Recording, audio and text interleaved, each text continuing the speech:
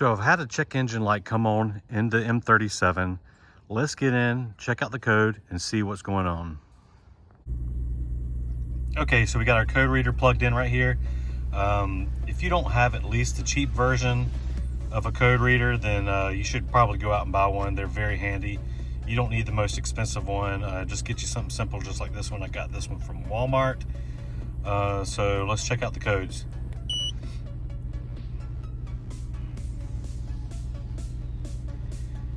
Okay, it's thinking, reading.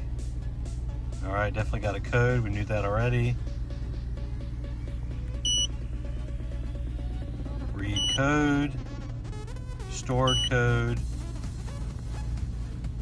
P0151 O2 sensor circuit, low voltage, bank 2, sensor 1. All right, so what do we do about that? Let's check it out. All right, so depending on what year your model is, depends on what kind of connector your O2 sensor has.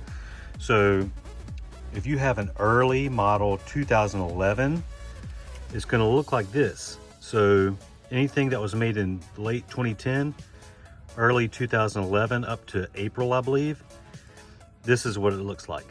Anything after April of 2011, this is what your connector is gonna look like. So if you're not sure when your car was manufactured, just open your door. You have a sticker right here. Mine was made the 10th month of 2010. So that means I am going to use this connector right here. I'll put the part numbers to each in the description below, so you'll know which one to use depending on the year model that you have. For this job, for replacing O2 sensors, you're going to need a tool like one of these. You don't need both of them. I recommend this one for the location this one's in, the O2 sensors on this car. If it was the back O2 sensor, sensor 2, then this might be okay to use.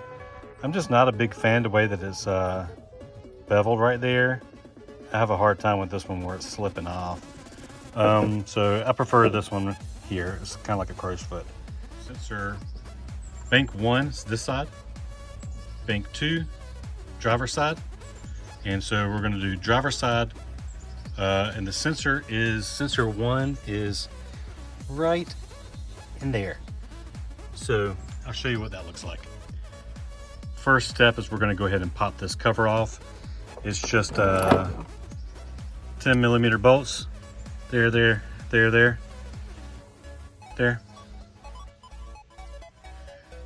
All right, so where we're going to want to start is we want to go ahead and disconnect the connector for the O2 sensor before we lift the car up and get underneath it, because now's the time to disconnect it, because once the car's in the air, you're going to have a hard time reaching it. This one right here is the connector for bank 2 sensor 1. Okay, so here we are over on the passenger side. We're just going to do both sensors at the same time.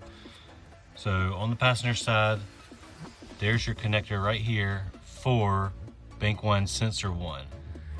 Okay, so we got our passenger side unplugged. You can see the wire that it goes to moving. And then over here,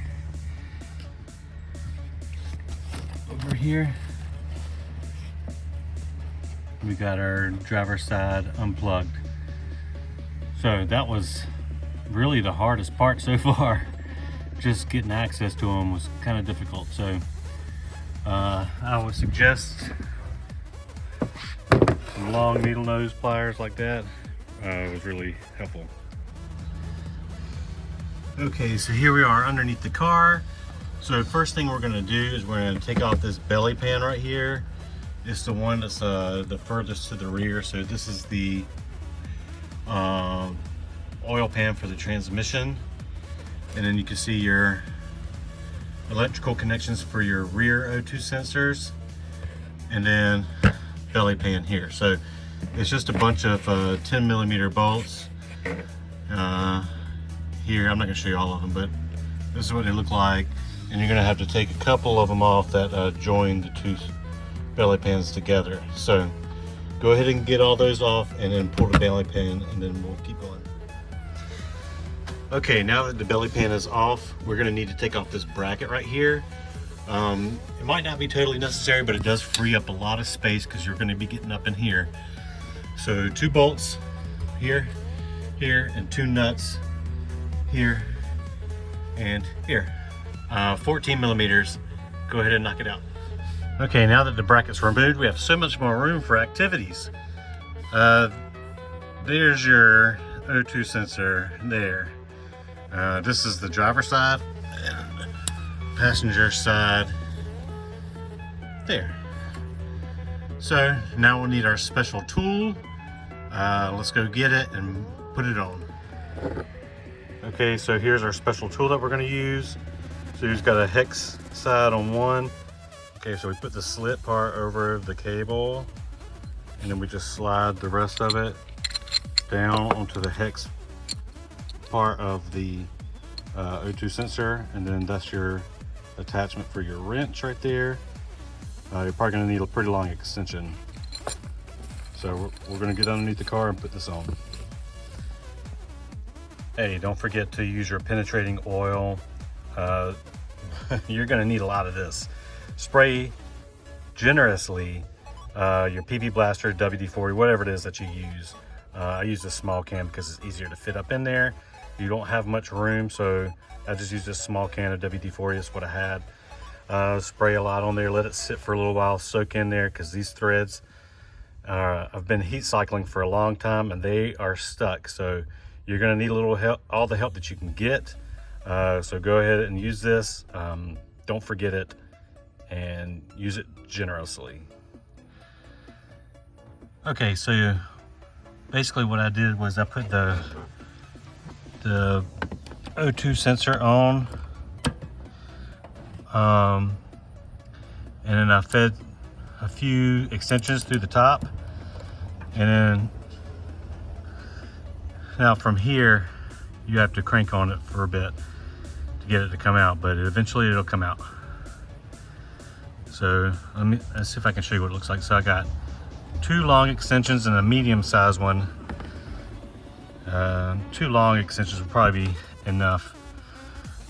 So let me show you underneath.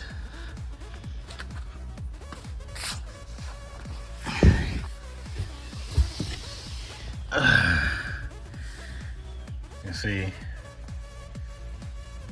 right there, it kind of feeds up through the middle there. From the bottom, you probably just don't have an angle on it, and it's just much easier from the top. So, well, neither way is easy, but that's the way you have access. Okay, so after a lot of a heartache and a cheater bar, I finally got it out. This is the old one. Of course, this is the new one right here. Got our plugs are the same there. All right, the new one already has anti-seize on it. So we're just gonna thread this in and then do everything in reverse. All right, so it's been a few days. Once I finished replacing the O2 sensors, I came in here with my scan tool and I erased the code.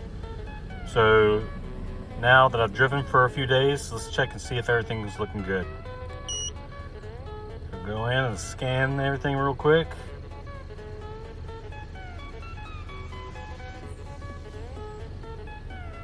All right, no codes found. See right there, O2 sensors are good.